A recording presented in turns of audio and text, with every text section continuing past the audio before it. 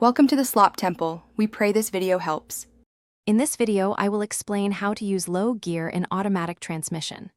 Low gear, often labeled L or 1 or 2 on your shifter, is a special setting designed for specific driving conditions. It prevents your transmission from automatically shifting into higher gears, keeping the engine RPMs higher. This provides more engine braking and consistent power at lower speeds, which is very helpful for control. You should engage low gear when navigating steep downhill grades, especially when towing a heavy load.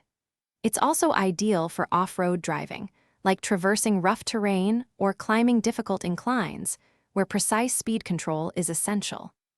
Using low gear helps prevent your brakes from overheating and allows for better traction and vehicle management in challenging situations.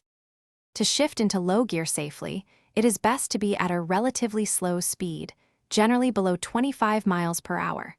Simply move your gear selector from D to L or the desired low gear number, such as 1 or 2. You will notice the engine RPMs increase as the transmission locks into the lower ratio, giving you greater control without constant braking.